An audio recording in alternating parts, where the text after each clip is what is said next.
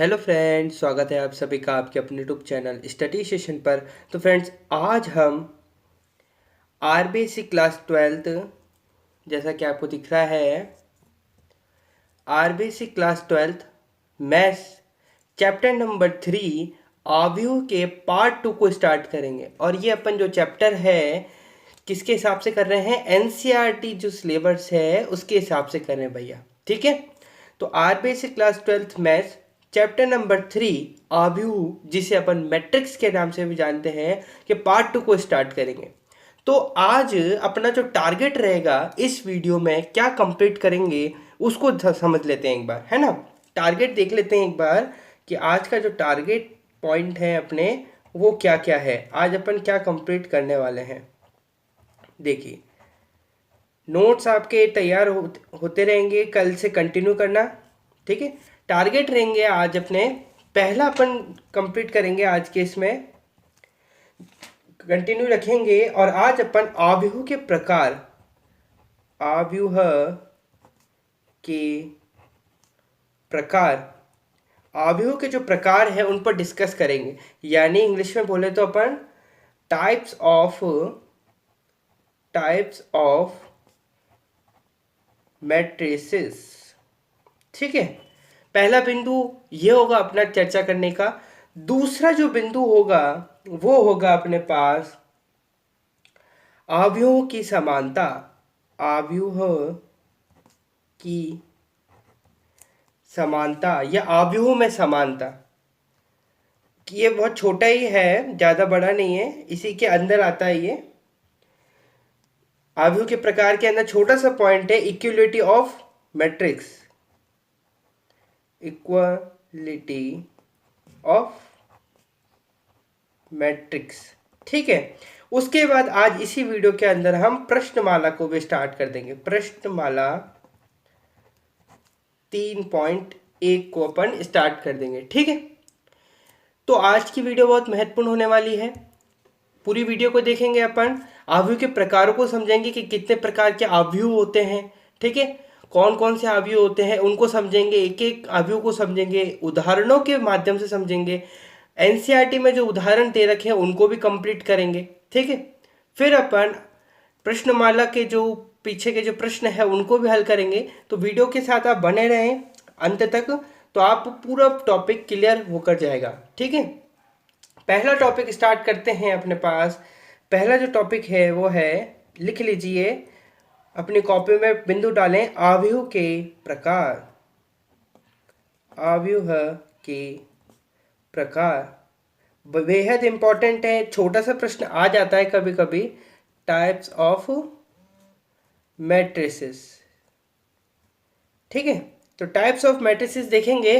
पहले एक बार मैं सारे के सारे जो वो प्रकार हैं उनको एक बार यहाँ पर लिख देता हूँ ताकि अपन को दिक्कत ना हो, ठीक है भैया। यहाँ पर आप इसको अंडरलाइन कर सकते हैं चाहे तो।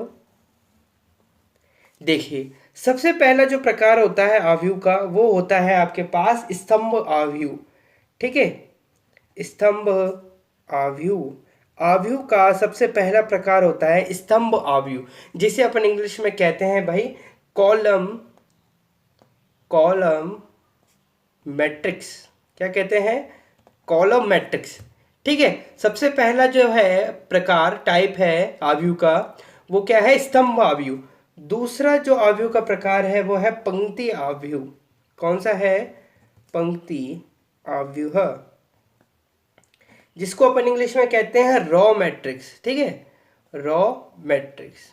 कल अपन ने चर्चा करी थी कि स्तंभ किसे कहते हैं, पंक्ति किसे कहते हैं। आज और क्लियर कर लेंगे उस बात को, आज एग्जाम्पल भी देख लेंगे और भी बहुत सारे, ठीक है। तीसरा जो है आव्यूह का प्रकार वो है वर्ग आव्यूह, बेहद इंपॉर्टेंट, वर्ग आव्यूह, जिसे अपन स्क्वायर मैट्रिक्स कहते हैं। क्या कहते हैं भाई? स्क्वायर मैट्रिक्स, ठीक है। समझ में आ रहा है? सारे एक बार प्रकार लिख लेंगे, उसके बाद अपन इन पर चर्चा करेंगे, ठीक है। चलिए, स्क्वायर मैट्रिक्स। चौथा जो प्रकार है आव्यूह का वो होता है विकर्ण आव्यूह, विकर्ण आव्यूह, विकर्ण आव्यूह। विकर्ण आव्यूह है उसको अपन क्या कहते हैं इंग्लिश में? डायगोनल डायगोनल मैट्रिक्स, क्या कहते हैं, डायगोनल मैट्रिक्स। ठीक है। पांचवा जो प्रकार है आव्यूह का वो है अदिश आव्यूह। क्या है भैया, अदिश आव्यूह, अदिश आव्यूह। तो अदिश आव्यूह को इंग्लिश में बोला जाता है स्केलर मैट्रिक्स, स्केलर मैट्रिक्स। हर एक आव्यूह के प्रकार को बहुत अच्छी तरीके से सरलता से समझने वाले हैं, सरल सरल भाषा में समझेंगे, उदाहरणों के माध्यम से समझेंगे, ताकि अपन को एक एक बिंदु स्पष्ट होए अपने माइंड में। छठा जो है तत्समक, तत्समक आव्यूह, तत्समक आव्यूह है ना। पांच प्रकार, छठा तत्समक आव्यूह, जिसे अपन क्या कहते हैं, आइडेंटिटी, क्या कहते हैं, आइडेंटिटी, आइडेंटिटी मैट्रिक्स है ना, आइडेंटिटी मैट्रिक्स कहते हैं। ठीक है। फिर लास्ट एंड फाइनल जो है इसका शून्य आव्यूह। क्या है भैया, शून्य आव्यूह, शून्य आव्यूह, जिसे अपन रिक्त आव्यूह भी कह सकते हैं, जिसे हम जीरो मैट्रिक्स भी कह सकते हैं। क्या कह सकते हैं, जीरो मैट्रिक्स भी कह सकते हैं। तो आव्यूह के प्रकारों में, आव्यूह की श्रृंखलाओं में आव्यूह के प्रकार जो हैं वो आपके समक्ष हैं। 7 प्रकार के कुल है, 7 प्रकार के हैं। स्तंभ आव्यूह, पंक्ति आव्यूह, वर्ग आव्यूह, विकर्ण आव्यूह, अदिश आव्यूह, तत्समक आव्यूह और शून्य आव्यूह। सबसे पहले अपन जानेंगे स्तंभ आव्यूह के विषय में, कि स्तंभ आव्यूह किसे कहते हैं, इसके विषय में अपन चर्चा करते हैं। बिंदु डालेंगे यहाँ पर, पहला बिंदु कि स्तंभ आव्यूह, स्तंभ आव्यूह जैसे अपन क्या कहते हैं भाई, कॉलम, कॉलम मैट्रिक्स। ठीक है। कॉलम मैट्रिक्स के विषय में जानेंगे। पहले समझते हैं कि स्तंभ आव्यूह कहते किसे हैं, परिभाषा लिखते हैं इसकी। ठीक है। देखिए, जैसे अपन ने स्तंभ आव्यूह कॉलम मैट्रिक्स की परिभाषा लिखी है, आपके समक्ष दिख रही होगी आपको। एक आव्यूह, एक आव्यूह स्तंभ आव्यूह कहलाता है। एक आव्यूह स्तंभ आव्यूह कब कहलाता है, जब उसमें केवल एक स्तंभ हो, जब केवल उसमें एक स्तंभ हो। एक आव्यूह है हमारे पास, कोई सा भी आव्यूह ले लीजिए, वो वर्ग यानी वो स्तंभ आव्यूह कब कहलाएगा, वो स्तंभ आव्यूह कब कहलाएगा, जब उस आव्यूह में सिर्फ केवल कितने स्तंभ हो, एक स्तंभ हो। इसमें इंपॉर्टेंट बात याद रखने की क्या है, स्तंभ, कितने स्तंभ होने चाहिए, एक स्तंभ होने चाहिए, तो वो क्या कहलाता है, स्तंभ आव्यूह कहलाता है। ठीक है। जैसे उदाहरण ले लीजिए, एक उदाहरण ले लें, उदाहरण देखते हैं एक। जैसे मान लीजिए मेरे पास एक आव्यूह है ए, जिसमें पंक्तियां तो कितनी हैं, 7, 8, 9, 10, ये रही पंक्तियां, लेकिन स्तंभ कितना है, स्तंभ मैंने सिर्फ कितना रखा, एक रखा। तो ये कितने क्रम का हो गया, पंक्तियां तो कितनी है, 1, 2, 3, 4, 4 तो पंक्तियां हैं इसके अंदर, लेकिन स्तंभ कितने हैं, सिर्फ एक है। तो कितना, 4 गुणा 1 क्रम का, 4 गुणा 1 कोटि का ये क्या हो गया, आव्यूह हो गया। और ये इस प्रकार का जो आव्यूह होता है, जिसमें सिर्फ एक ही स्तंभ होता है, वो क्या कहलाता है भाई, अपने पास स्तंभ आव्यूह कहलाता है। एक और उदाहरण ले लो, उदाहरण नंबर बी ले लो, मतलब दूसरा उदाहरण ले लो। एक आव्यूह मेरे पास बी है, जिसमें पंक्तियां तो कितनी हैं, देखें, एक पंक्ति बना लो, दूसरी, तीसरी, 3 पंक्तियां हैं, लेकिन स्तंभ कितने हैं, एक ही है।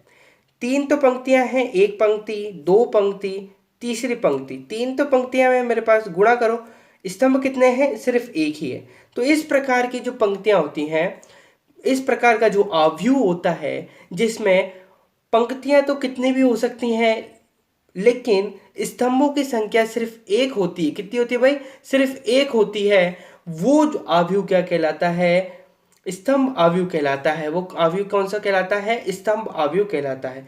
परिभाषा से स्पष्ट होना चाहिए, एक आव्यूह स्तंभ आव्यूह कहलाता है यदि उसमें केवल एक स्तंभ हो। ठीक है। एक और एग्जांपल ले लीजिए, मान लीजिए एक सी आव्यूह मेरे पास है, जिसमें मेरे पास पंक्तियां तो हैं 1, 2, 3, 4, 5, 6, 7, ये रही पंक्तियां, लेकिन स्तंभ कितने हैं भाई, स्तंभ कितने हैं, स्तंभ सिर्फ मेरे पास ये एक ही स्तंभ है। ठीक है। एक पंक्ति, 2 पंक्ति, 3 पंक्ति, 4 पंक्ति, 5 पंक्ति, 6 पंक्ति, 7 पंक्ति, 7 तो पंक्तियां हैं हमारे पास, यानी 7 तो अपने पास पंक्तियां यानी रोज हैं। और स्तंभ कितने हैं भाई, एक ही स्तंभ है। तो ये 7 गुणा 1 कोटि का स्तंभ आव्यूह कहलाता है। क्या समझ में आया? चलिए, ये अपन ने स्तंभ आव्यूह को समझ लिया। अब यदि मुझे इसका व्यापक रूप लिखना होता है, व्यापक रूप यानी कॉम्प्रिहेंसिव रूप लिखना होता है, यानी आदर्श रूप लिखना होता है कि जो रूप मेरे को सब हो जाए, इसमें इस रूप से मैं सब समझ सकूं, यानी व्यापक रूप जिसे अपन कहते हैं व्यापक रूप लिखें यदि अपन, तो मेरे पास एक आव्यूह था ए, है ना। इस एग्जांपल समझते हैं। मेरे पास एक आव्यूह था ए जिसमें मेरे पास एलिमेंट थे जिनको मैं ए आई जे एलिमेंट के नाम से प्रदर्शित कर रहा हूँ, ए आई जे प्रदर्शित कर रहा हूँ, जिसमें पंक्तियों की संख्या तो मैं देख रहा हूँ परिवर्तित हो रही है। 4 यहाँ पर आ गई, 3 यहाँ पर आ गई, 7 यहाँ पर आ गई, लेकिन पंक्तियों की संख्या तो हर बार बदल रही है। मेरे पास पंक्तियाँ तो मैं कितनी भी ले सकता हूँ, लेकिन समान क्या आ रहा है बेटा? समान देखेंगे तो यहाँ पर 1 आ रहा है। स्तंभों के इसमें देखें तो 1 आ रहा है, यहाँ पर भी 1 आ रहा है। तो हर जगह स्तंभ एक ही है। तो यहाँ पर मैं क्या लिख सकता हूँ इसके व्यापक रूप में? पंक्तियों को अपन किससे डिनोट करते हैं? एम से डिनोट करते हैं। कल अपन ने समझा था कि पंक्तियों को अपन कैसे लिखते हैं? एम से लिखते हैं। तो यहाँ पर एम लिख लीजिए। एम की जगह कुछ भी आ सकता है, 1 2 3 4 कितनी भी पंक्तियां आप लिख सकते हो, लेकिन यहाँ पर कॉमन नजर क्या आ रहा है? 1 आ रहा है। यानी स्तंभों की संख्या आपको कितनी लेनी है? सिर्फ 1 लेनी है। तो ये इसका क्या हो जाता है? व्यापक रूप हो जाता है। जहां पर ए क्या है? आव्यूह है मेरे पास। ये क्या है? बड़ा कोष्ठक है। और ए आई जे अवयव को प्रदर्शित कर रहा है। ठीक है, ये जैसे 7 8 9 10 ये अवयव है वैसे प्रदर्शित कर रहा है। एम गुणा 1 जहां पर एम पंक्तियों की संख्या को प्रदर्शित कर रही है और 1 जो है वो स्तंभ की संख्या को प्रदर्शित कर रहा है। ठीक है, उदाहरण से आप समझ सकते हैं स्तंभ आव्यूह को। अब चलते हैं अपन नेक्स्ट आव्यूह जो है अपने पास। नेक्स्ट आव्यूह क्या कहता है? अब अपन आव्यूह के दूसरे प्रकार, आव्यूह का जो दूसरा प्रकार है जिसे अपन पंक्ति आव्यूह कहते हैं, उसके विषय में चर्चा कर लेते हैं भैया। पंक्ति आव्यूह जिसे अपन रॉ मैट्रिक्स कहते हैं, क्या कहते हैं? रॉ मैट्रिक्स कहते हैं, उसके विषय में चर्चा कर लेते हैं। देखिए, अभी ये अपना स्तंभ आव्यूह जो है वो कंप्लीट हो चुका है। ठीक है, एक अपना कंप्लीट हो गया है, स्तंभ आव्यूह कंप्लीट हो गया है। अब अपन चर्चा कर रहे हैं पंक्ति आव्यूह पर। ठीक है, तो पंक्ति आव्यूह की एक बार परिभाषा लिख लेते हैं, उसके बाद अपन चर्चा करते हैं। देखिए भैया, परिभाषा आपको लिख रखी है पंक्ति आव्यूह की। एक आव्यूह पंक्ति आव्यूह कहलाता है, एक आव्यूह पंक्ति आव्यूह कहलाता है यदि उसमें केवल एक पंक्ति हो। पिछले उसमें अपन ने बात करी थी स्तंभ आव्यूह की, उसमें हमने देखा था एक आव्यूह स्तंभ आव्यूह तब कहलाता है जब उसमें उस आव्यूह में केवल सिर्फ कितनी पंक्तियां स्तंभ हो? एक स्तंभ हो। कितने स्तंभ हो भैया? एक स्तंभ हो। लेकिन जब हम पंक्ति आव्यूह की बात करते हैं तो पंक्ति आव्यूह में लिख रखा है एक आव्यूह पंक्ति आव्यूह कहलाता है यदि उसमें सिर्फ कितनी पंक्तियां हो? एक पंक्ति हो। स्तंभ कितने भी हो सकते हैं, ध्यान देना, स्तंभ कितने भी हो सकते हैं, लेकिन पंक्तियां कितनी होनी चाहिए?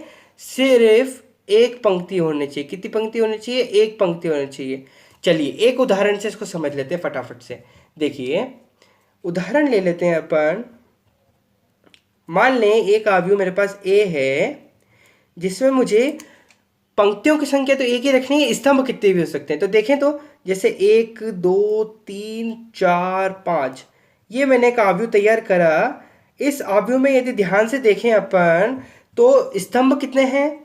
स्तंभ कितने हैं? 1 स्तंभ आ गया, 2 स्तंभ आ गया, 3 स्तंभ आ गया, 4 आ गया, 5 आ गया। 5 तो स्तंभ हैं, लेकिन पंक्तियों की यदि संख्या देखें सिर्फ एक ही नजर आ रही है मेरे को, सिर्फ एक ही पंक्ति नजर आ रही है। तो इसकी कोटि लिखेंगे तो कैसे लिखेंगे? पंक्तियां कितनी हैं? पंक्तियां कितनी हैं? 1 है। स्तंभ कितने हैं? 5 हैं। तो 1 गुणा 5 का 1 गुणा 5 कोटि का ये आव्यूह हो गया। और कौन सा आव्यूह है ये भैया? पंक्ति आव्यूह है। सर एक और एग्जाम्पल ले लें। चलिए एक और एग्जाम्पल से समझते हैं इसको। देखिए, मान लीजिए मेरे पास एक आव्यूह बी है, जिसमें तैयार करते हैं अपन एक आव्यूह जिसमें पंक्तियों की संख्या तो कितनी होनी चाहिए, सिर्फ एक, और जिसमें स्तंभों की संख्या आप कितनी भी ले सकते हैं। तो देखें 2 4 6 मैंने एक आव्यूह तैयार करा जिसमें मैं देख पा रहा हूँ कि स्तंभ जो हैं, स्तंभ कितने हैं, एक स्तंभ आ गया, 2 स्तंभ आ गया, 3 स्तंभ आ गया। 3 तो स्तंभ दिख रहे हैं, पंक्तियां कितनी है, एक है, पंक्तियां कितनी है, एक है। तो लिखो इसकी कोटि कितनी हो जाएगी, पंक्तियां एक है, स्तंभ मेरे पास 3 है, तो 1 गुणा 3 की क्या हो जाएगी, ये 1 गुणा 3 कोटि का ये मेरे पास पंक्ति आव्यूह हो जाएगा। पंक्ति आव्यूह में क्या ध्यान रखना है, पंक्ति आव्यूह है तो सिर्फ एक पंक्ति होगी, बाकी स्तंभ आप कितने भी ले सकते हैं। यदि स्तंभ आव्यूह है तो एक स्तंभ लेना है, बाकी आप जो पंक्तियां हैं वो कितनी भी ले सकते हैं। तो यहाँ पर हमारे को समझ में आ गया, ठीक है।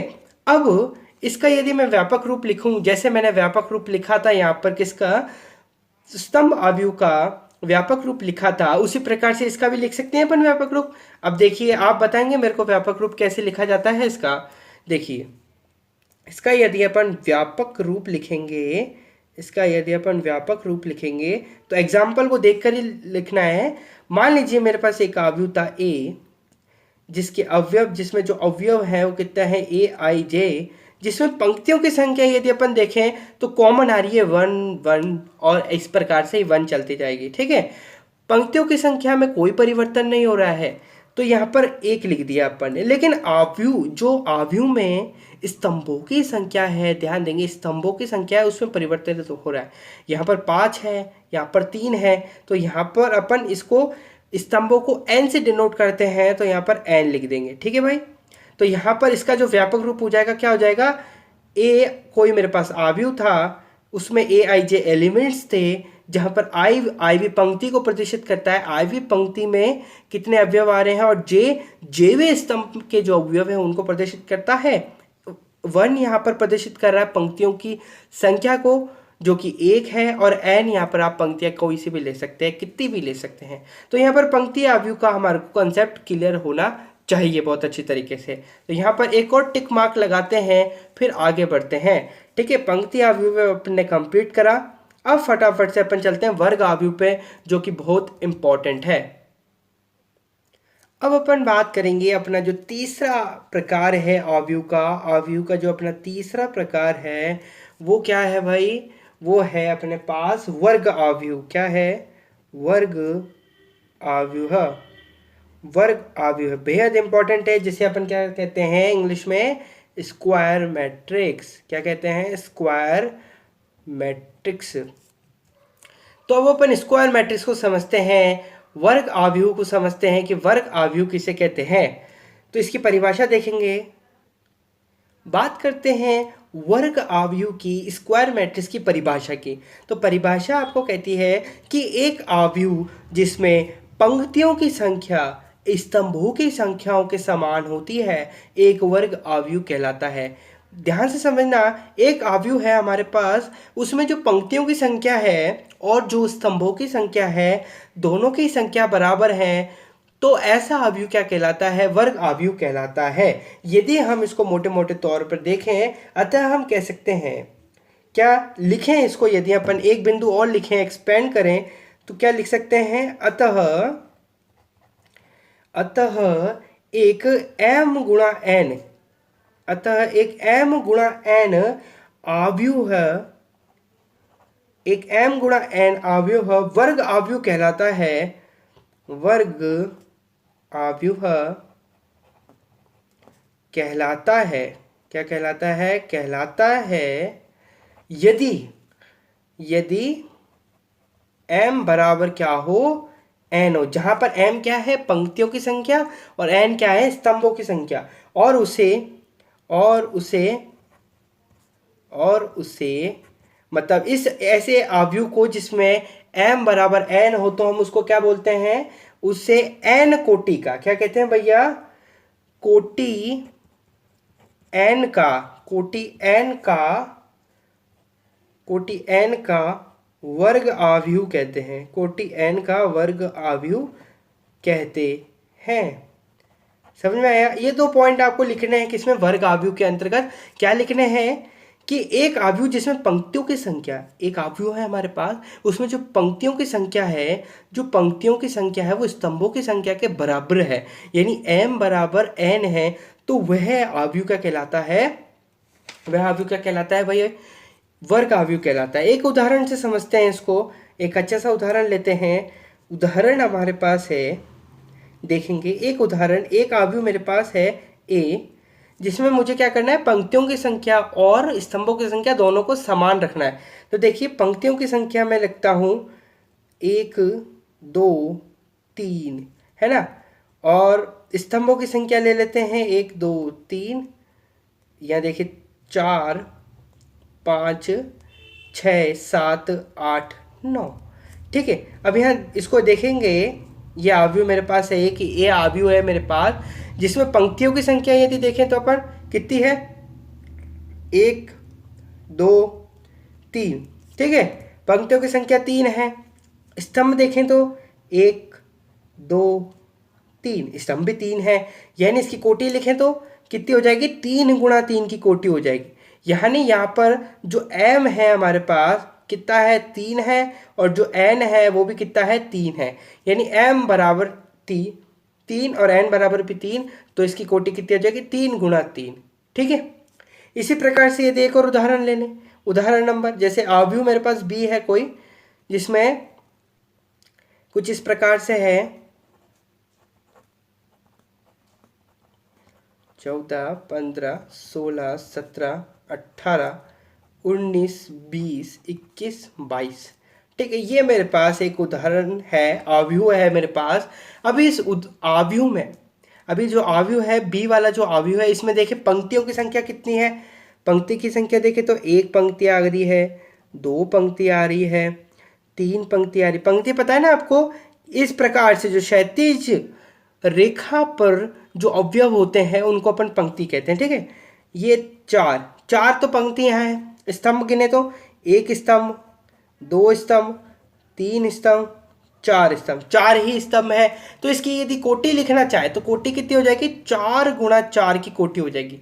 क्या हो जाएगी भैया, 4 गुणा 4 की अपने पास कोटि हो जाएगी। ठीक है, जो कि अपने पास वर्ग आव्यूह जो होता है, वर्ग आव्यूह में क्या परिभाषा होती है, एक आव्यूह जिसमें पंक्तियों की संख्या स्तंभों की संख्या के समान होती है। ठीक है, तो यहाँ पर पंक्तियों की जो संख्या है वो स्तंभों की संख्या के समान है, तो एक वर्ग आव्यूह कहलाता है।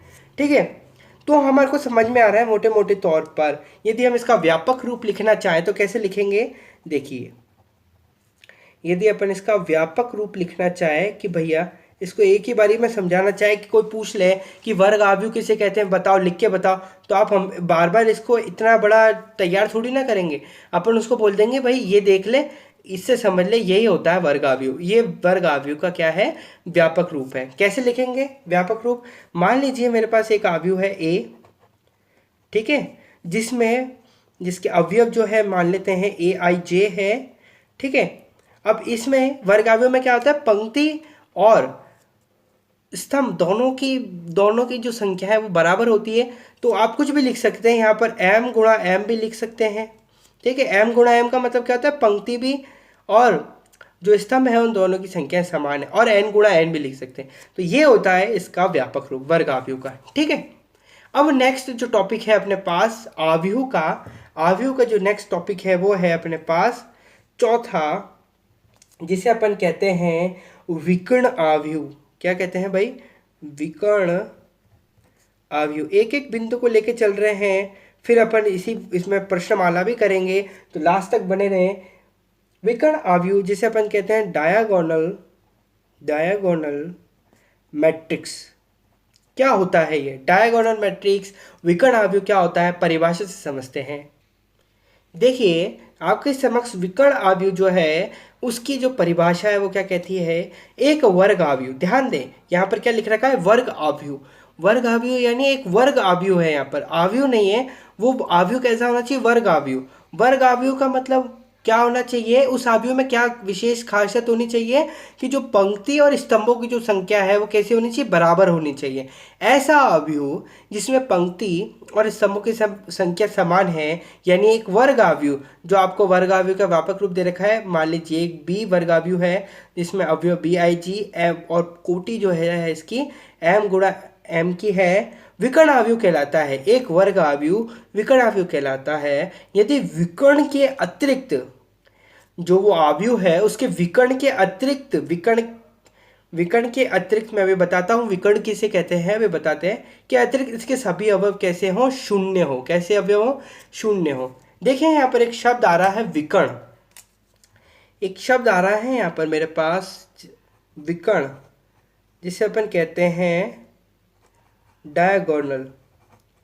हमने खूब पढ़ा है त्रिकोण में और बहुत सारे जो अपने समकोण त्रिभुज होता है उसके अंदर भी विकर्ण पढ़ा है, लेकिन आव्यूह के अंदर विकर्ण की चर्चा कैसे होती है। देखिए मान लीजिए मेरे पास एक आव्यूह है, ठीक है, मान लेते हैं अपने पास ए कोई एक आव्यूह है जिसको अपन इस प्रकार से लिखते हैं 1 2 3 4 5 6 7 8 9, ठीक है। ये अपने पास एक आव्यूह मैंने तैयार करा है, इसकी कोटि ले लेते हैं 1 2 3, पंक्तियां कितनी है 3, स्तंभ कितने हैं 1 2 3, यानी एक मैंने वर्ग आव्यूह ले लिया, एक वर्ग आव्यूह ले लिया। तो इस वर्ग आव्यूह में विकर्ण क्या है, क्या है विकर्ण इसके अंदर, विकर्ण है इसके अंदर समझेंगे ये वाले, ये जो है वो विकर्ण कहलाते हैं, ठीक है। ये वाले जो अवयव हैं वो विकर्ण कहलाते हैं। इनमें क्या समानता है, यदि मैं इस आव्यूह को व्यापक रूप में कंप्लीट करूं,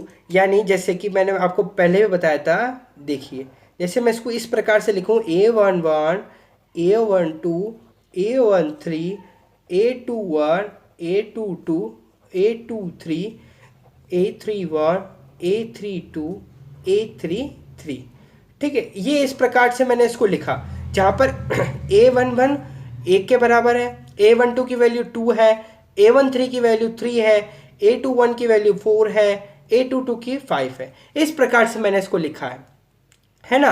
तो मैं यहाँ पर बताना चाहता हूँ आपको कि भाई ये देखिए समानता, जो आई और जे की वैल्यू यदि बराबर जहाँ आपको दिख रही है, वो जो अवयव है वो कहाँ के अवयव होंगे, विकर्ण के अवयव होंगे। वो कैसे अवयव होते हैं, विकर्ण के अवयव होते हैं। ये जो आपको दिख रहा है पूरा का पूरा, ये जो आपको दिख रही है पूरे लाइन ग्रीन ग्रीन से जो मैं डिनोट कर रहा हूँ, ये क्या होते हैं, विकर्ण कहलाते हैं। ये क्या कहलाते हैं भैया, ये विकर्ण कहलाते हैं आपके, ठीक है। ये डायगोनल कहलाते हैं। विकर्ण के अवयव आपसे पूछ लिया जाए, आव्यूह दे दिया जाए और आपसे पूछ लिया जाए निम्नलिखित दिए गए आव्यूह में विकर्ण के अवयवों को लिखें, तो आप क्या लिखेंगे। यदि मैं आपको एक एग्जाम्पल देता हूँ, ये देखिए एक एग्जाम्पल मैं देता हूँ।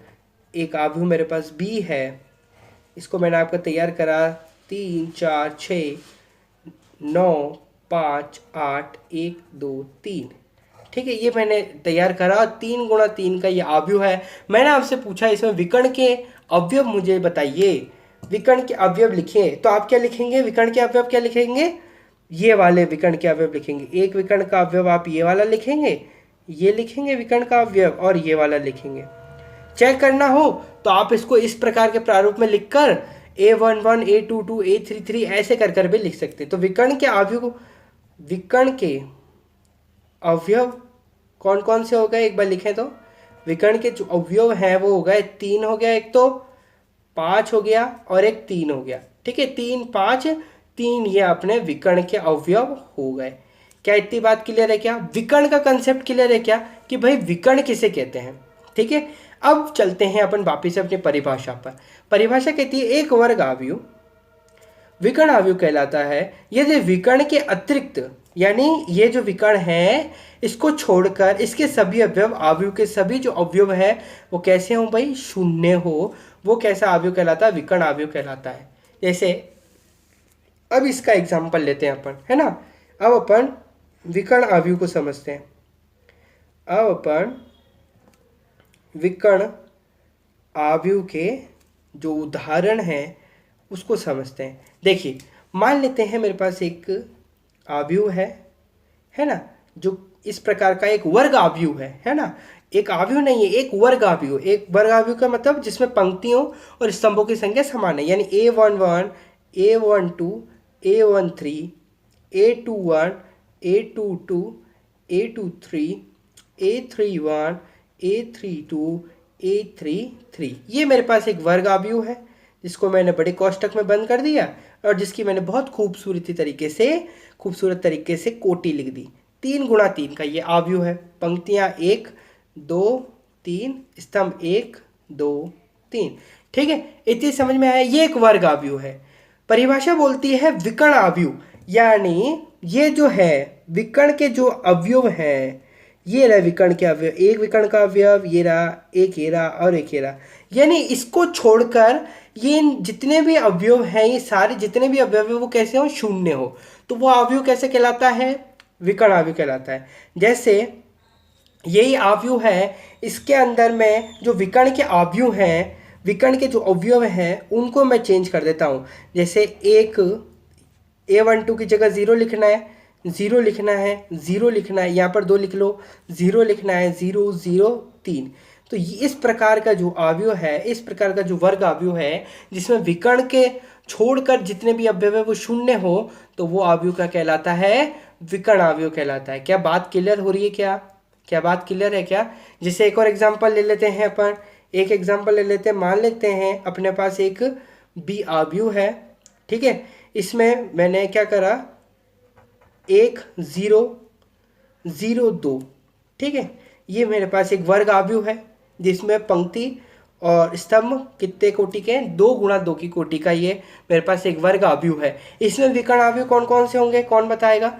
इसमें विकर्ण के जो अवयव हैं, विकर्ण अवयव, ये विकर्ण अवयव है क्योंकि विकर्ण के जो अवयव हैं वो अशून्य है, यानी वो शून्य नहीं है, वो कोई संख्या है, ठीक है। तो 1 और 2 ये विकर्ण के अवयव थे।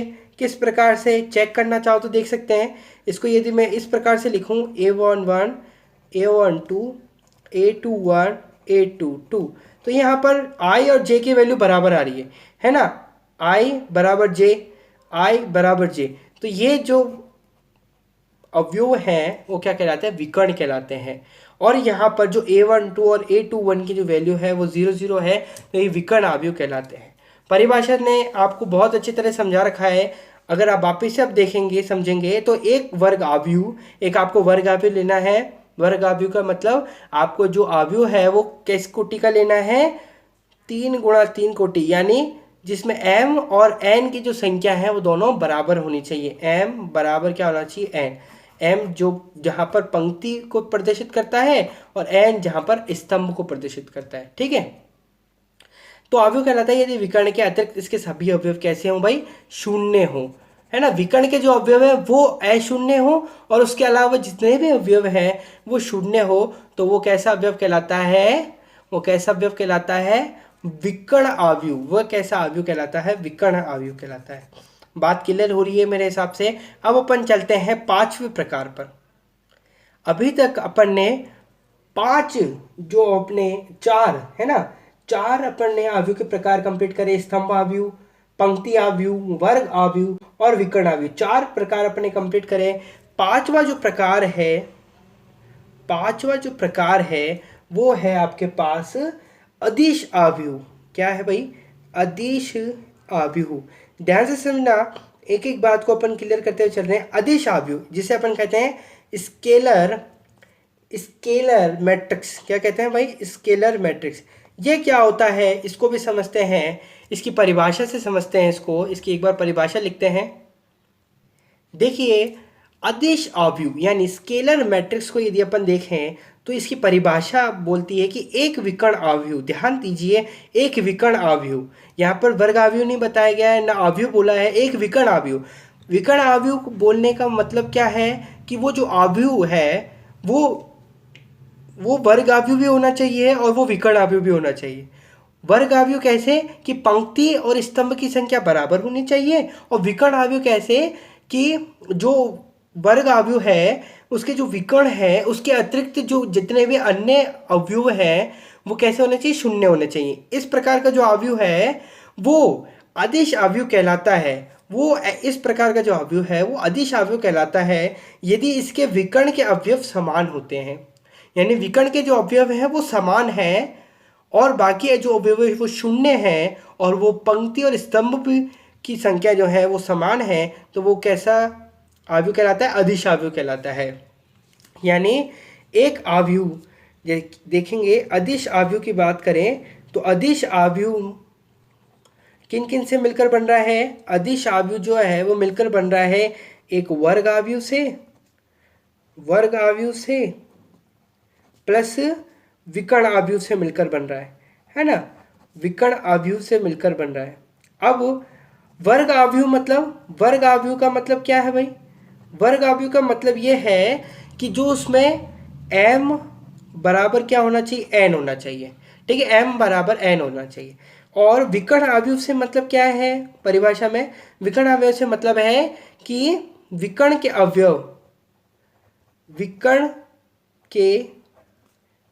अवयव कैसे होना चाहिए?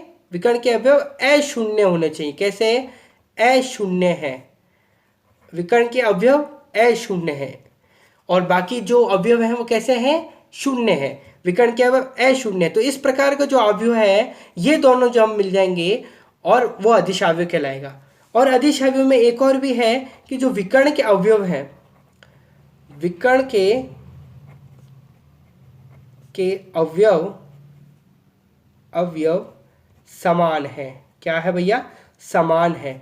तो इस प्रकार का जो अवयव है ये आप अदिश अवयव को याद करने का तरीका है जिसके अंदर वर्ग अवयव भी मिलता है, विकर्ण अवयव भी मिलता है, विकर्ण के अवयव समान होते हैं। इस प्रकार का जो अवयव अदिश अवयव कहलाता है।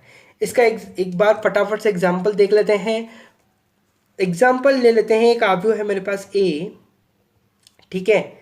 अब वो जो ए अवयव है वो कैसा है? विकर्ण अवयव है, क्योंकि बोले ना एक विकर्ण अवयव अदिश अवयव कहलाता है। देखिए परिभाषा में क्या दे रखा है? एक विकर्ण अवयव अदिश अवयव कहलाता है। तो एक विकर्ण अवयव लेना है मेरे को, और विकर्ण अवयव को मेरे को पता है। एक विकर्ण अवयव लेते हैं A11 0 0, A21 0, यहाँ पर 0 आएगा, यहाँ पर A22 0 और यहाँ पर 0 0 A33। तो यहाँ पर मेरे पास एक विकर्ण अवयव है। ये मैंने एक विकर्ण अवयव तैयार करा है जिसकी कोटि कितनी है? 3 गुणा 3 की कोटि है। ठीक है, अब यहाँ पर ये मैंने तैयार कर दिया एक विकर्ण अवयव, यानी एक विकर्ण अवयव तैयार कर दिया। अब ये अदिश अवयव कब कहलाएगा? ये अदिश अवयव कब कहलाएगा? ये 0 है। विकर्ण अवयव यही तो है जिसमें विकर्ण के जो अवयव हैं वो अशून्य होते हैं और बाकी विकर्ण के अवयवों को छोड़कर जितने भी अवयव पाए जाते हैं वो कैसे पाए जाते हैं? शून्य पाए जाते हैं। वही विकर्ण अवयव कहलाता है।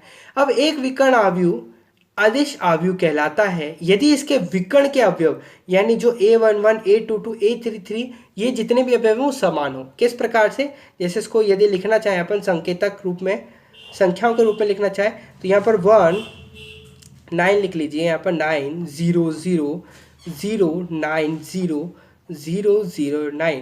तो इस प्रकार का जो अवयव है यहाँ पर अपन देख लेंगे कि जो विकर्ण के अवयव वो समान है। ठीक है, यहाँ पर भी 9 है। पहली पंक्ति का जो पहला अवयव है वो भी समान है, दूसरी पंक्ति का जो दूसरा अवयव है वो भी 9 है, तीसरी पंक्ति का जो तीसरा अवयव है वो भी समान है। तो इस प्रकार ये जो विकर्ण के अवयव हैं 9 9 9 ये समान आते हैं, तब वो अदिश अवयव कहलाता है। वो कौन सा अवयव कहलाता है भाई? अदिश अवयव कहलाता है। आशा करता हूँ समझ में आ रहा होगा आपको। अब अपन आगे बढ़ते हैं, अदिश अवयव की परिभाषा आप लिखेंगे। अब अपन बढ़ते हैं आगे, अपना जो नेक्स्ट है वो है अदिश अवयव के बाद तत्समक अवयव। 6th जो प्रकार है अवयव का वो है तत्समक अवयव। बहुत बेहद इंपॉर्टेंट है। इसके बाद अपन प्रश्नमाला पर चर्चा करेंगे आइडेंटिटी, जिसे अपन क्या कहते हैं? Identity matrix. ये अपन इसको जानते हैं। परिभाषा देखेंगे इसकी। देखिए तत्समक अवयव है ना, 6th जो अपना टाइप है मैट्रिक्स का वो क्या है? तत्समक अवयव, जिसे अपन आइडेंटिटी मैट्रिक्स कहते हैं। परिभाषा क्या कहती है वो देखें। एक वर्ग अवयव यानी पंक्तियों की संख्या और स्तंभों की संख्या दोनों की बराबर है। एक वर्ग अवयव जिसके विकर्ण के सभी अवयव जिसके जो विकर्ण के सभी अवयव हैं वो कैसे हैं, एक होते हैं। यानी एक, यानी उनका जो मान होता है वो कितना होता है, एक होता है। कितना होता है, एक होते हैं। तथा शेष अन्य सभी अवयव, और विकर्ण के अवयव को छोड़कर शेष सभी अन्य अवयव शून्य होते हैं, तत्समक अवयव कहलाते हैं। बहुत बढ़िया, समझ में आ रहा है हमारे को।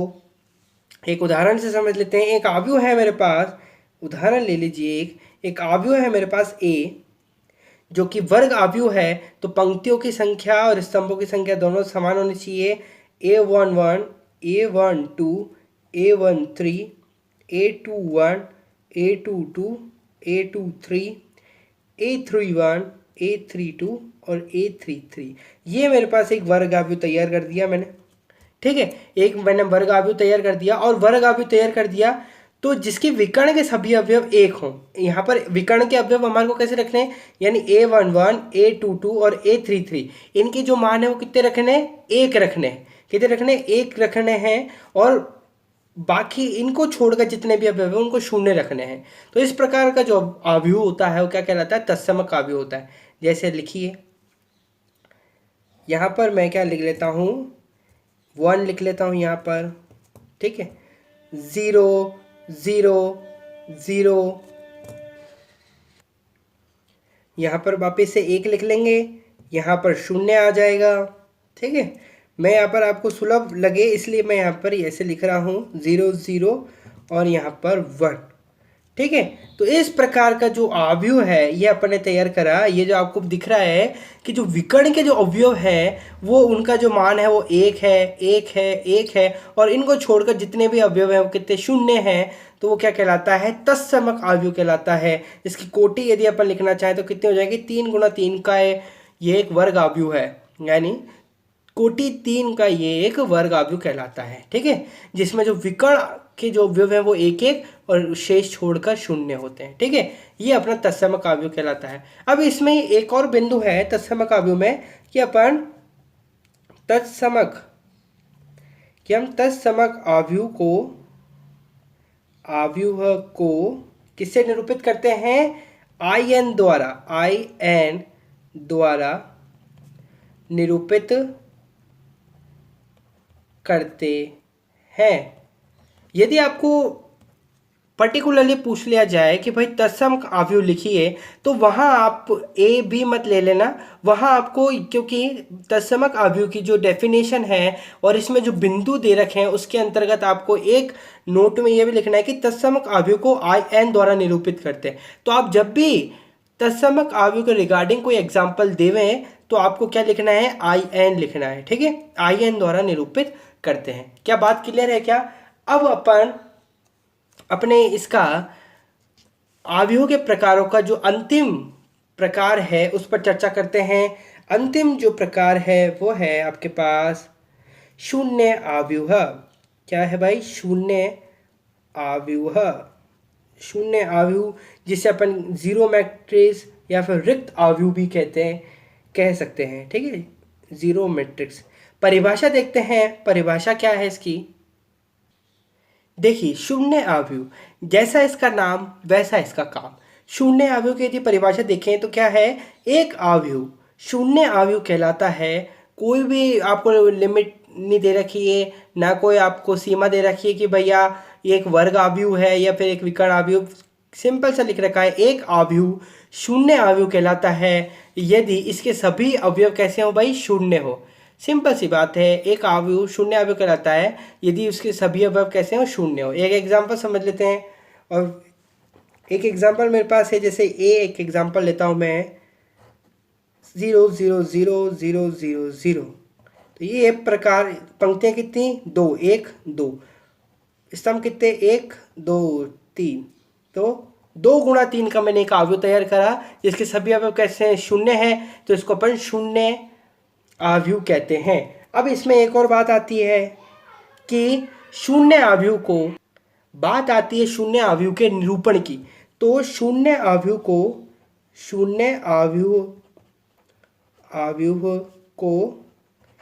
ओ द्वारा निरूपित किया जाता है, निरूपित किया जाता है है ना।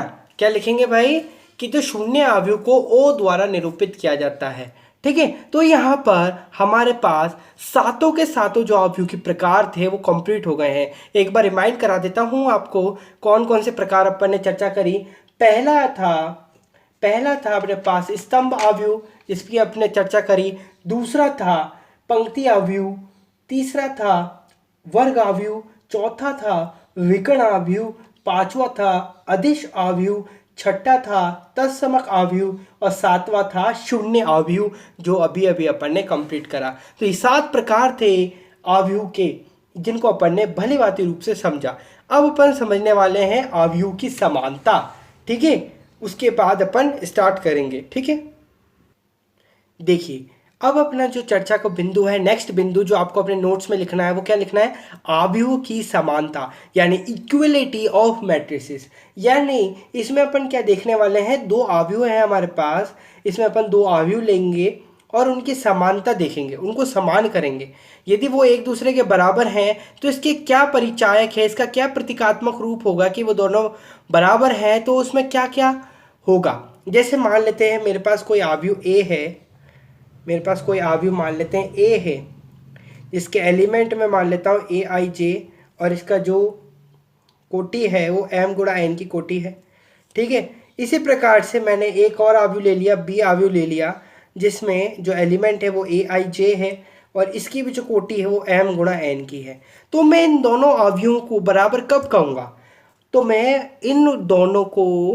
इन दोनों जो अवयव है, मेरे पास ए अवयव है और बी अवयव है, इन दोनों को बराबर मैं तब कह सकूंगा, 2 बिंदुओं पर मैं इसको बराबर कह सकूंगा। ठीक है, किन पर, 2 बिंदुओं पर मैं कह सकता हूं कि ये क्या है, बराबर है। वो 2 बिंदु कौन से हैं, पहला बिंदु कि वे समान कोटि के होते हैं। कोटि कैसी होनी चाहिए, कोटि समान होनी चाहिए। कोटि कैसी होनी चाहिए भैया, समान होनी चाहिए, तो आपके अवयव समान कहलाते हैं। दूसरा जो बिंदु है वो होना चाहिए कि ए का प्रत्येक अवयव ए का जो अपना ये जो अवयव है, अवयव ए का प्रत्येक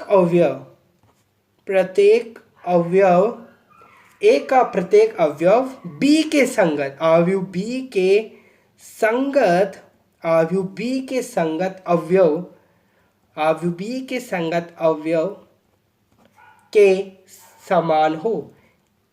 समान हो, तब तो हमारा जो अवयव है वो कैसे कहलाता है, बराबर कहलाते हैं। एग्जाम्पल ले लीजिए, एग्जाम्पल ले लेते हैं। जैसे कि ए अवयव मेरे पास कोई है भाई 2 3 4 5, ठीक है, जो कि इसकी कोटि देख लेते हैं, 2 गुणा 2 की कोटि है, 2 पंक्ति और 2 ही स्तंभ है मेरे पास, है ना। और एक अवयव मैं ले लेता हूँ 2 3 4 5, इसकी भी कोटि देख लेते हैं 2 गुणा 2। तो ये दोनों अवयव कैसे कहलाएंगे, बराबर कहलाएंगे, है ना। ये दोनों अवयव क्या हैं, समान है। अगर मैं इसको लिखना चाहूँ कि अवयव ए और अवयव बी दोनों बराबर है, तो मैं इसको प्रतीकात्मक रूप से कैसे लिखूंगा, इसका प्रतीकात्मक रूप यानी सिंबॉलिक जो रूप है वो कैसे लिखेंगे अपन इसको, अवयव ए बराबर है बी के, इस प्रकार से अपन लिखते हैं। तो ये अवयव की समानता थी, आपको समझाना जरूरी था, छोटी सा बिंदु था, कोई दिक्कत नहीं है, समझ लिया अपन ने। ठीक है, तो यहाँ पर अपन ने ये समझ लिया। अब अपन थोड़े एनसीईआरटी के प्रश्न कर लेते हैं, कुछ प्रश्न लगाते हैं। जैसे आपके एनसीईआरटी बुक का उदाहरण नंबर 4 आपको स्क्रीन पर दिख रहा होगा, अपनी लिख रखा है, यदि आपको अवयव दे रखे हैं, ठीक है, या आपको दोनों अवयव दे रखे हैं, ये दोनों बराबर हैं हो, तो A B C X Y तथा जेड के मान ज्ञात कीजिए। ठीक है, देखिए अपन ने क्वेश्चन अच्छे तरीके से पढ़ा। ठीक है, क्वेश्चन में क्या था कि 2 अवयव आपको दे रखे हैं, वो अवयव मैंने यहाँ लिख दिए हैं। ये 2 अवयव अपन को दे रखे हैं, बीच में बराबर का चिन्ह, यानी दोनों के दोनों बराबर हैं। दोनों के दोनों बराबर हैं, इसका मतलब है कि दोनों की कोटियाँ समान हैं और दोनों के जो संगत अवयव हैं वो भी बराबर हैं। यानी x + 3 बराबर है 0 के, z + 4 बराबर है 6 के, 2y माइनस 7 बराबर 3y माइनस 2k, माइनस 6 बराबर है माइनस 6k, a माइनस 1 बराबर है माइनस 3k, और इस प्रकार अन्य अवयव जो संगत अवयव है वो बराबर है।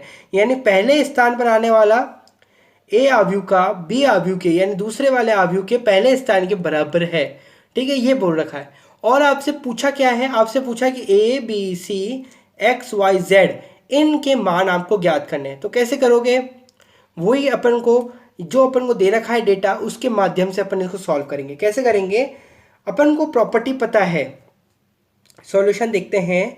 अपन को इसकी प्रॉपर्टी पता है, प्रॉपर्टी होती है कि भाई यदि कोई आव्यूह बराबर हैं तो उनके जो संगत अवयव होते हैं, उनके जो संगत अवयव होते हैं वो भी बराबर होते हैं।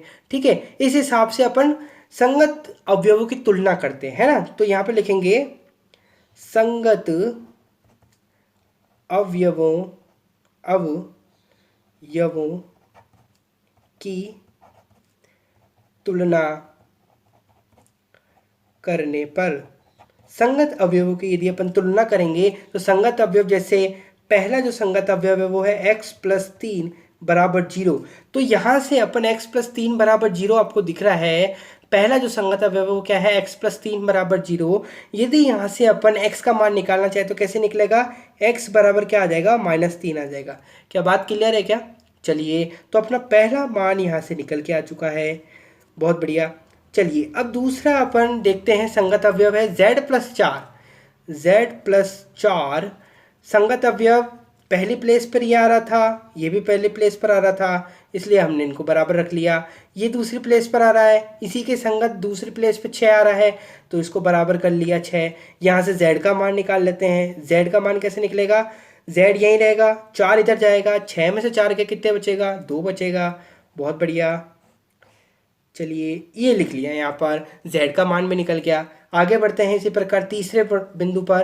तो तीसरे यहाँ पर दे रखा है ये वाला कि 3, तीसरी प्लेस पर ये आ रहा है, तीसरी प्लेस पर ये आ रहा है, और दोनों बोल रहे के बराबर है, तो ये दोनों भी बराबर हो जाएंगे। तो 2y माइनस 7 बराबर 3y माइनस 2, ये दोनों बराबर हो जाएंगे। तो क्या होगा, इसको सॉल्व करेंगे, 2y को इधर ही रखिए, माइनस 3y को इधर ले जाइए, माइनस 7 को इधर ले जाइए, माइनस 2 इधर ही रखिए, तो माइनस 7 इधर जाएगा तो प्लस 7 हो जाएगा।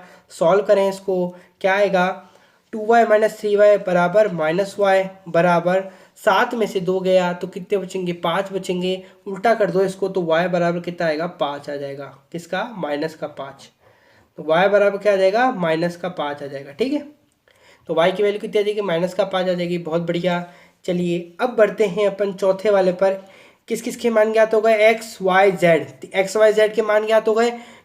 ज्ञात अभी किस किस के करने, ए बी सी के और ज्ञात करने। तो देखें ए वाली टर्म कौन सी है, ये वाली ए वाली टर्म दिख रही है मेरे को। तो यहाँ से ए का मान अच्छे तरीके से निकल जाएगा, a माइनस 1 बराबर यहाँ पर लिख दो माइनस 3।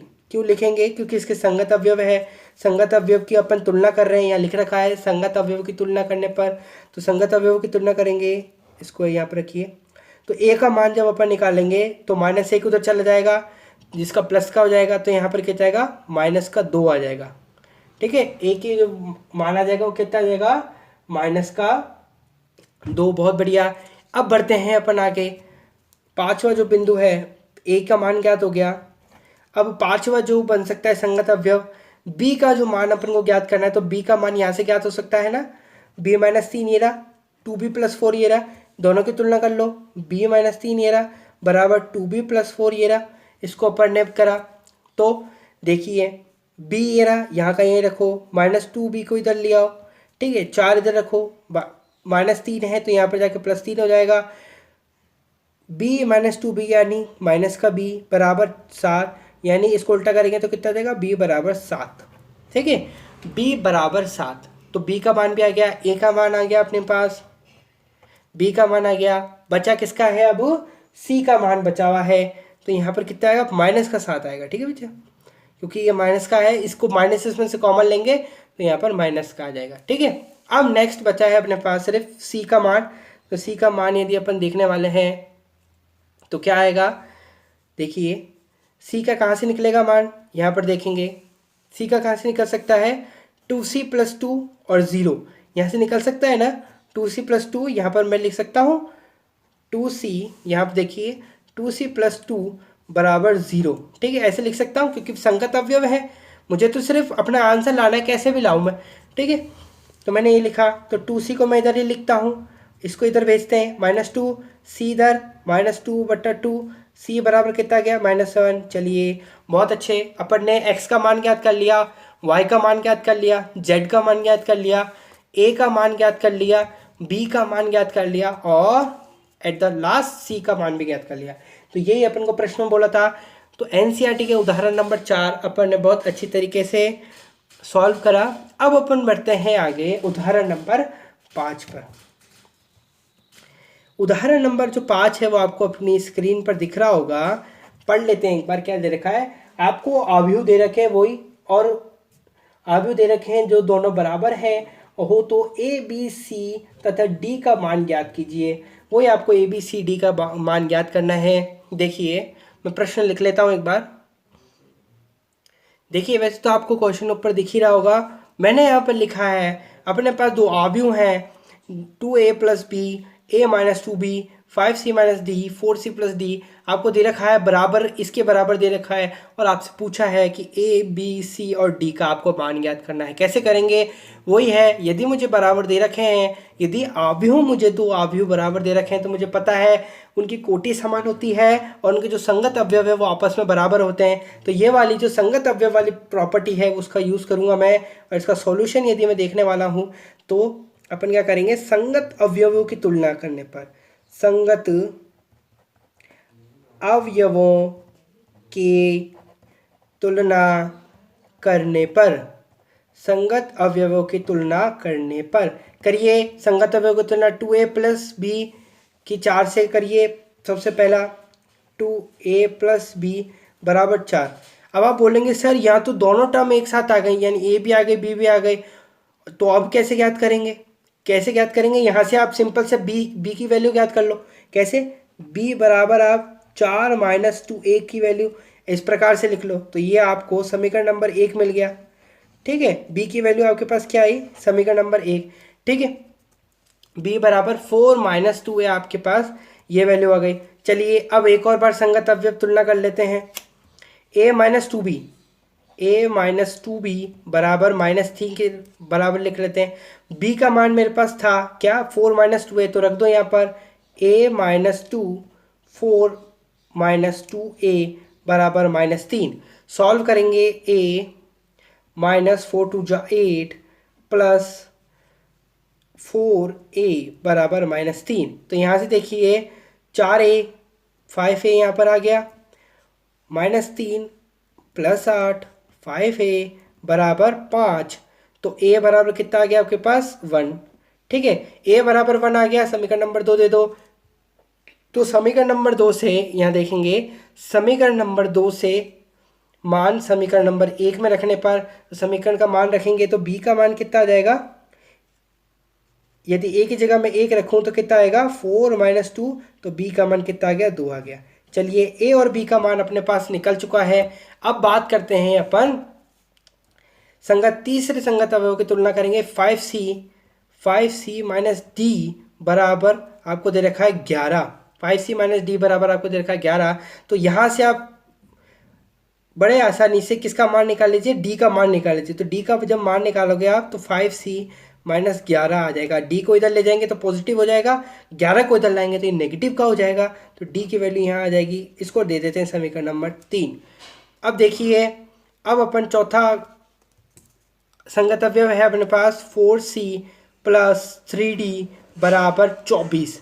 ठीक है, ये दे रखा है अपन को। अब इसके यहाँ से अपन d का मान यहाँ पर रख देते हैं, क्योंकि अपने d का मान फाइंड कर रखा है। तो 4c + 3, d की जगह 5c - 11 बराबर 24, 4c + 5 3 = 15c - 33 बराबर 24।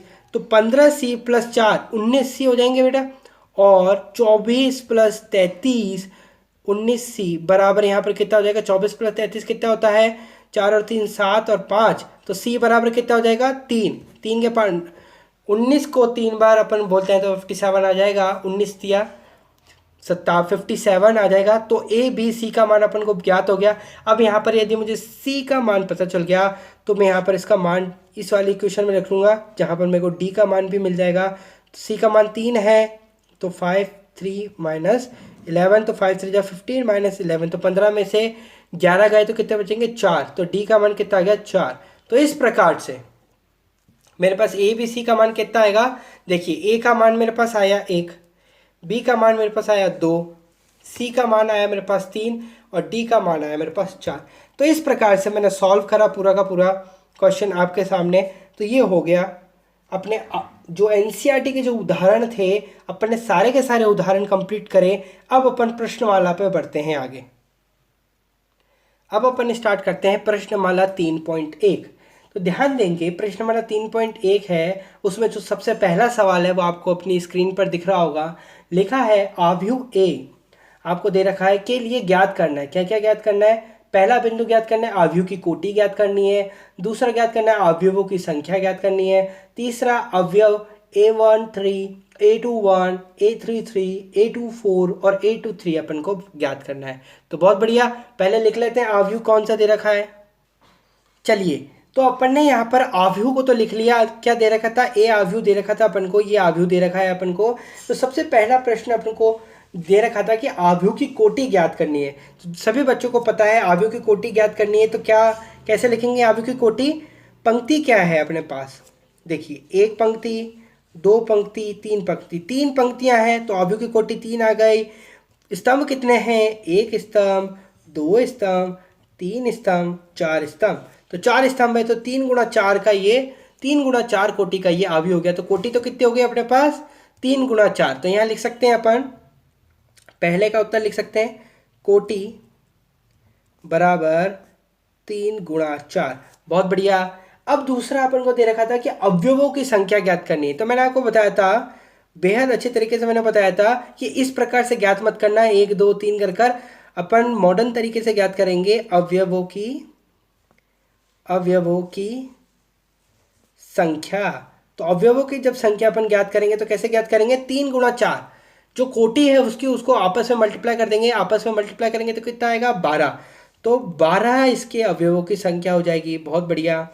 चलिए, तीसरा जो प्रश्न है वो दे रखा था अवयव A13 A21 A33 A24 और A23 का अपन को ज्ञात करना है कि जो अवयव हैं वो ज्ञात करना है यहाँ से देखकर, ठीक है।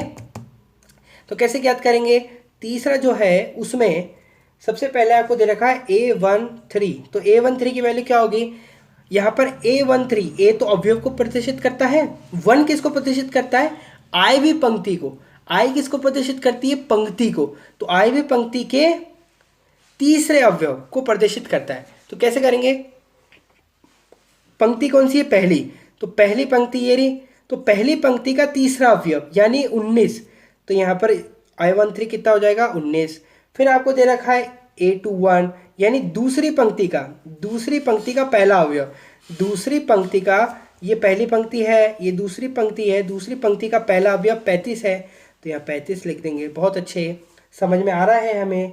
A33 अब पूछा है, बताइए A33 इसमें से कौन होगा, A33 मतलब तीसरी पंक्ति का तीसरा अवयव यानी -5, तीसरी ही पंक्ति का तीसरा ही अवयव -5। फिर आपसे पूछा है A24 यदि अपन देखेंगे यानी दूसरी पंक्ति का चौथा अवयव यानी 12 आपको दे रखा है।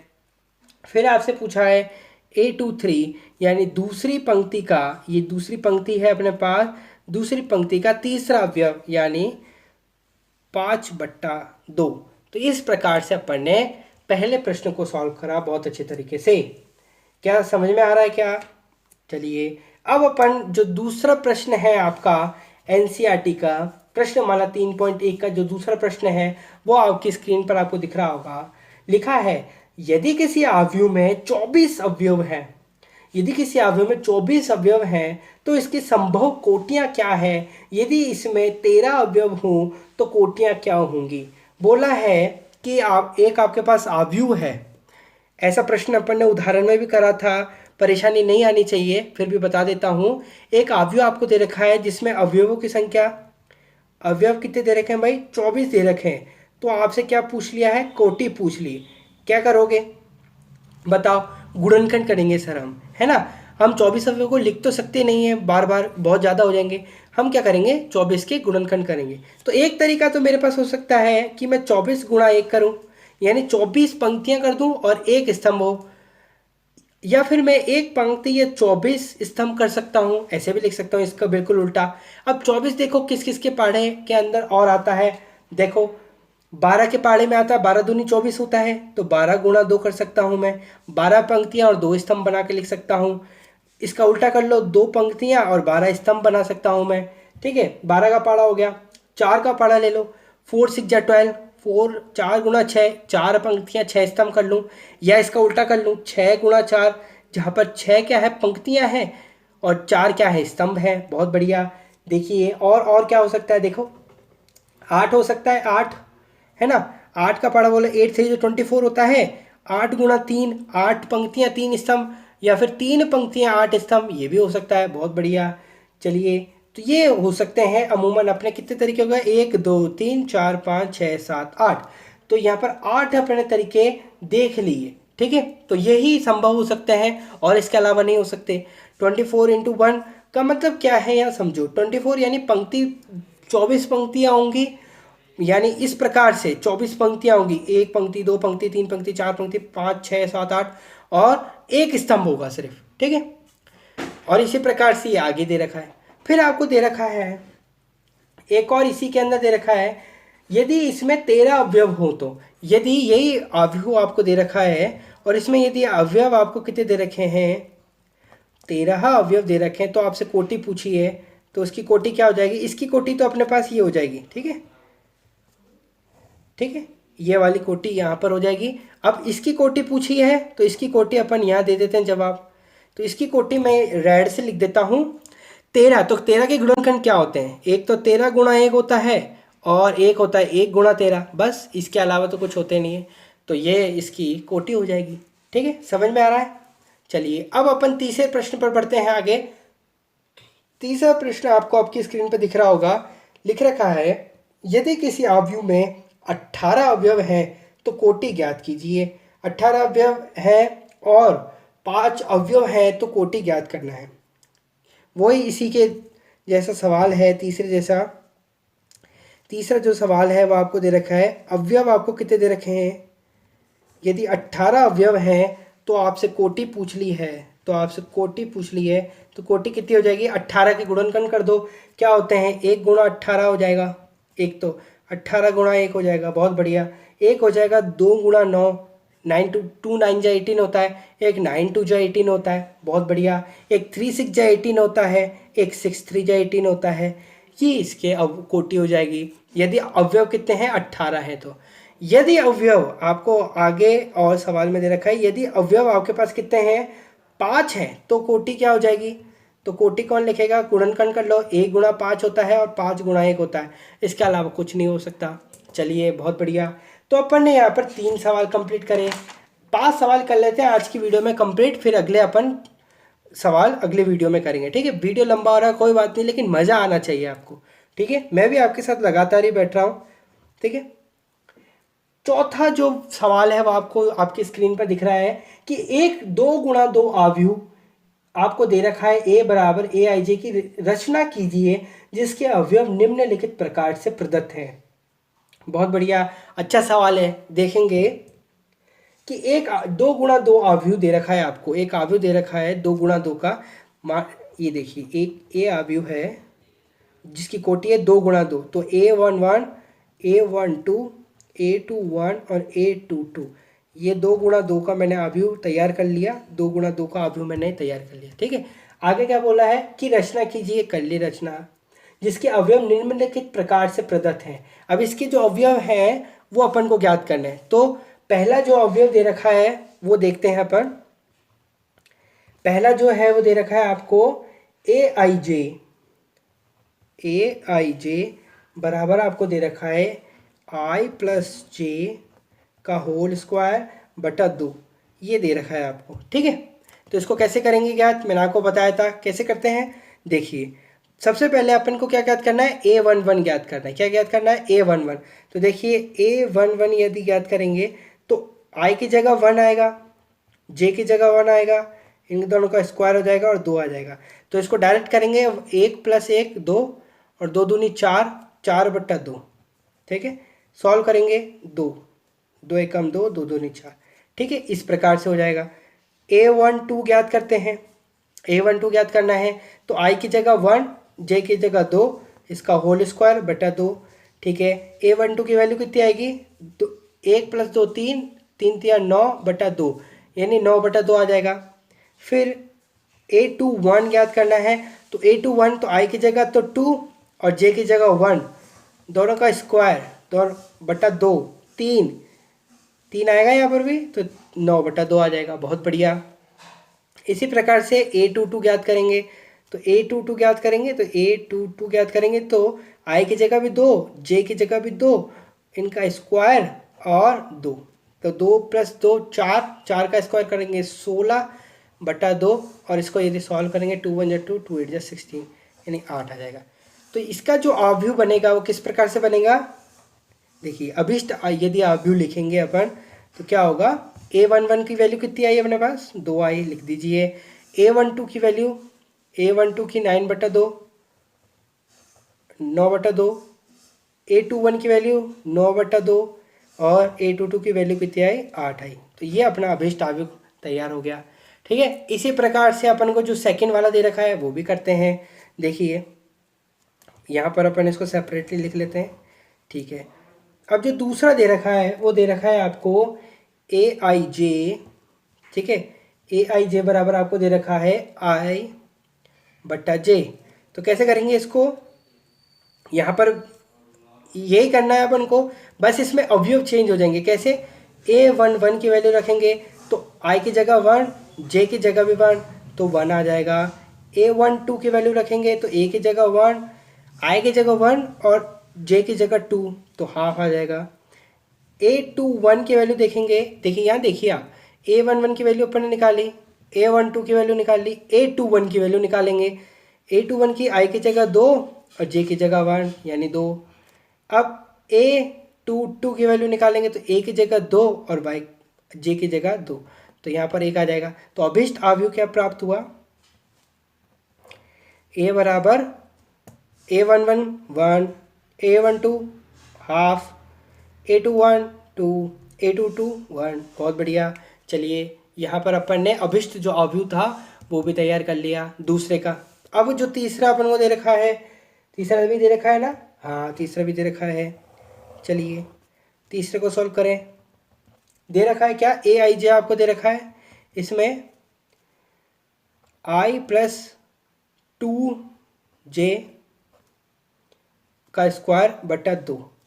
सॉल्यूशन देखेंगे, A11 की वैल्यू देखेंगे, A1 I की जगह 1, J की जगह 1 और इसका होल स्क्वायर करेंगे बटा 2 लगाएंगे तो 1 + 2 3, 9/2। ठीक है, A12 यानी I की जगह 1 2, J की जगह 2 और इसका होल स्क्वायर बटा 2। ठीक है, तो A + 2 2 4 + 5 5 25/2। ठीक है, 25/2 आ जाएगा। A21 देखेंगे तो I की जगह कितना आएगा 2 प्लस J की जगह क्या आएगा 1 का होल स्क्वायर बटा 2। तो यहाँ लिखेंगे 2 तो यहाँ आ जाएगा।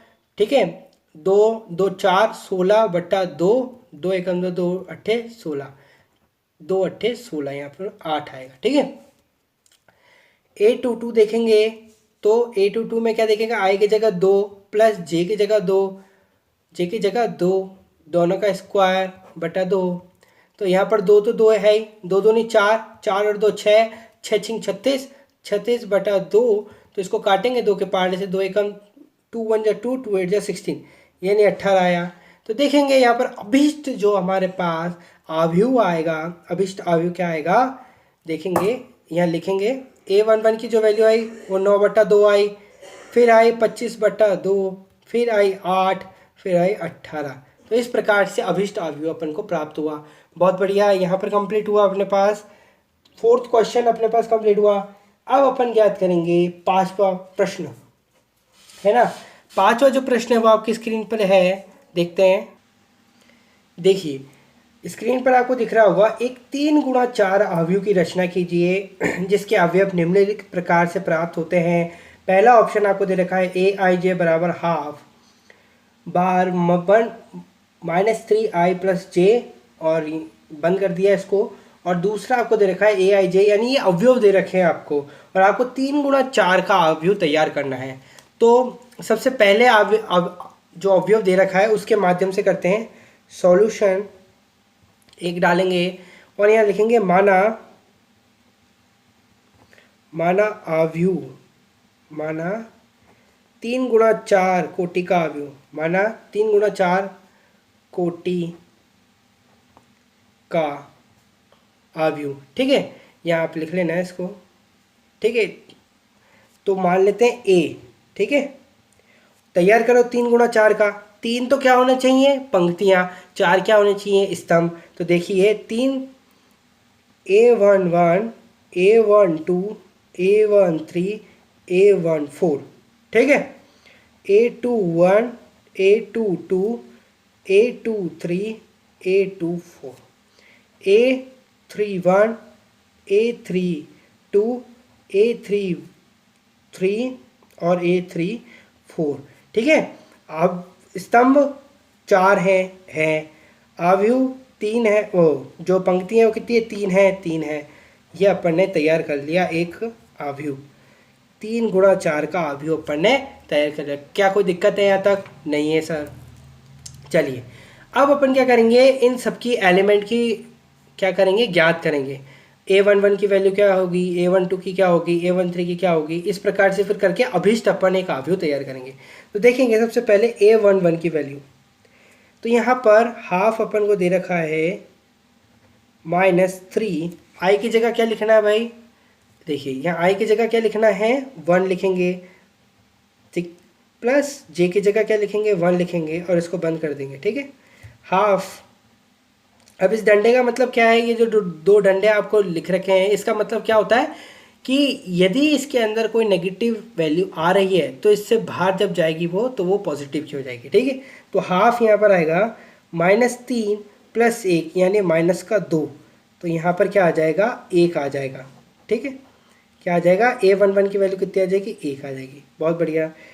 A12 की वैल्यू देखेंगे, A12 की वैल्यू निकालिए।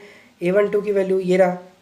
तो हाफ, आई की जगह क्या रखना है, आई की जगह क्या रखेंगे, 1, प्लस जे की जगह क्या रखेंगे, 2।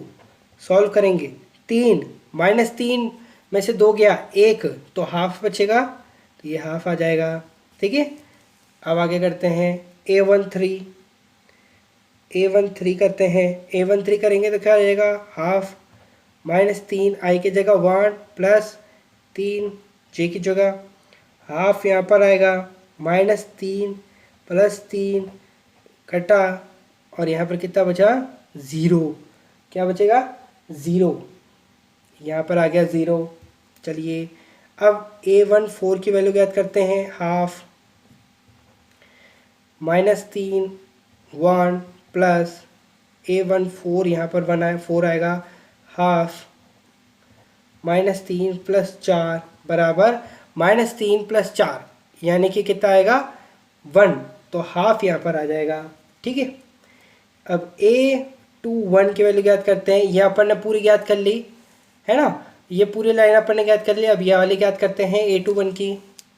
A21 की ज्ञात करेंगे तो क्या आएगा, हाफ -3 2 + 1।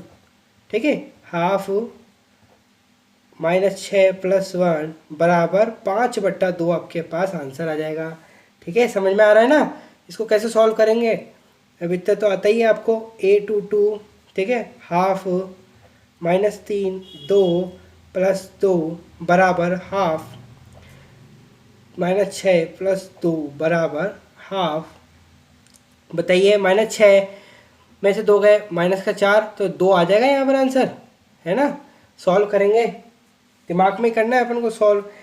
ठीक है, अब A23 करेंगे तो हाफ -3 2 + 3 बराबर हाफ माइनस का 6 प्लस 3, तो यहाँ पर 3/2 आ जाएगा आंसर। बहुत बढ़िया। समझ में आ रहा है आपको? एक एक पॉइंट। A24 हाफ -3 2 प्लस यहाँ पर 3, यहाँ 4 आएगा। ठीक है, 2 4 है ना, तो हाफ -6 प्लस 4 बराबर 6 में से 4 गया 2, और यहाँ पर 1 आ जाएगा। बहुत बढ़िया। तो यहाँ पर अपन ने ये वाली जो लाइन थी वो भी ज्ञात कर ली पूरी की पूरी, ये वाली। अब A31 ज्ञात करेंगे।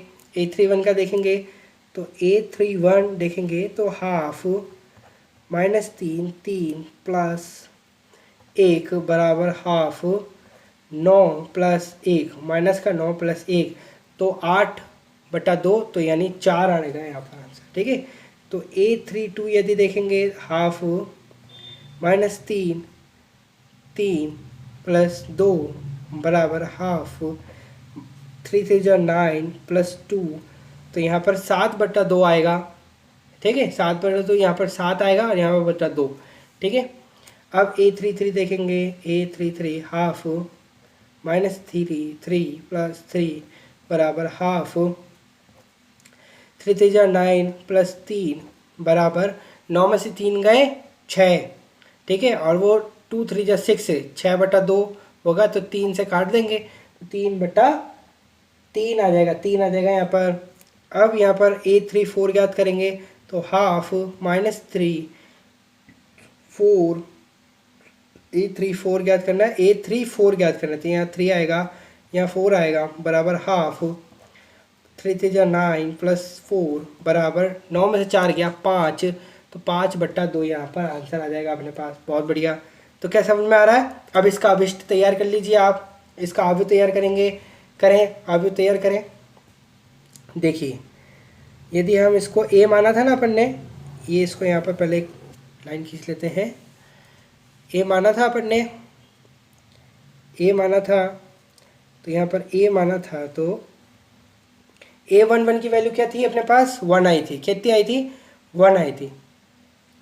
A11 की वैल्यू 1 आई, फिर A12 की वैल्यू हाफ आई। ठीक है, A12 की वैल्यू, A13 की वैल्यू 0 आई, A14 की वैल्यू हाफ आई, फिर उसके बाद 5/2 अपना A21, फिर A22, A23 और A24, फिर 4 अपना A31, 7/2, 3 और 5/2। ये अपना अपन ने अभिष्ट आव्यूह तैयार करा। ये जो अपन ने मान लिखे थे उसी के आधार पर अपन ने यहाँ पर तैयार कर लिया। अब अपने बचा हुआ है एक और क्वेश्चन, इसी का सेकंड पार्ट। इसका सेकंड पार्ट अपन को दे रखा है क्या? इसमें अपन को Aij की वैल्यू कितनी दे रखी है? Aij की वैल्यू 2i माइनस जे दे रखी है। ठीक है, अब 2i माइनस जे दे रखी है, तो कैसे सॉल्व करेंगे? A11 वही फंडा लगाएंगे, A11 की वैल्यू ज्ञात करेंगे, तो 2i माइनस 1 बराबर 2 माइनस 1 बराबर 1 2। A12 की वैल्यू 2 1 माइनस 2 बराबर 2 माइनस 2 बराबर 0। A13 2 1 माइनस 3 बराबर 2 माइनस 3 बराबर -1। A14 बराबर 2 1 माइनस 4 बराबर 2 माइनस 4 बराबर अपने पास कितना आ जाएगा? -2। ठीक है, सही कर रहे हैं। A21 बराबर 2 2 माइनस 1 बराबर 1 है ये। ठीक है, तो 4 माइनस 1 बराबर 3। A22 बराबर 2 2 माइनस 2 बराबर 4 माइनस 2 बराबर 2। क्या ठीक है ना? तो A23 बराबर 2 3, यहाँ आएगा 2, है ना, 2 2 3, तो 2 2 जा 4 माइनस 3 बराबर 1। A24 देखेंगे तो A24 A2 माइनस 4 बराबर 4 माइनस 4 बराबर 0। बहुत बढ़िया। A25 क्या देखेंगे? A25 तो है ही नहीं बेटा, A31 है। A31 2 3 माइनस 1 बराबर 6 माइनस 1 बराबर 5, तो A32 बराबर 2 3 माइनस 2 करेंगे, तो यहाँ 2 3 जा 6 माइनस 2 बराबर 4। ठीक है, A33 करेंगे तो 2 3 माइनस 3 बराबर 6 माइनस 3 बराबर 3। क्या समझ में आ रहा है? क्या कंफ्यूज तो नहीं हो रहे हैं? A34 बराबर 2 3 माइनस 4 बराबर 6 माइनस 4 बराबर 2। तो इस प्रकार से अपन ने ये तैयार करा। ये तो अपना फर्स्ट का आंसर था, है ना? ये तो अपना फर्स्ट का आंसर था। अब सेकंड का आंसर मैं इधर ही लिख देता हूँ, है ना? सेकंड का आंसर मैं यहाँ लिख देता हूँ। तो सेकंड का जो अपना अभिष्ट अवयव निकला वो कितना निकला, मैं देख देख के बता देता हूँ। A11 की वैल्यू कितनी आई थी? 1। A2 0 minus 1 minus 2 3 2 1 0। देखेंगे इधर, ठीक है? A31 A32 A33 A34।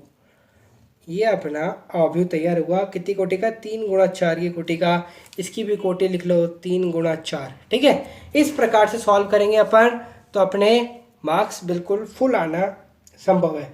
तो अपन ने आज की इस वीडियो में 5 प्रश्नमाला 3.1 के 5 सवाल करे, एनसीईआरटी के उदाहरण लगाए, ठीक है, और छोटे छोटे कंसेप्ट सीखें। तो आज की वीडियो में इतना ही। अगली वाली वीडियो में अपन जो प्रश्नमाला 3.1 है उसको कंटिन्यू रखेंगे।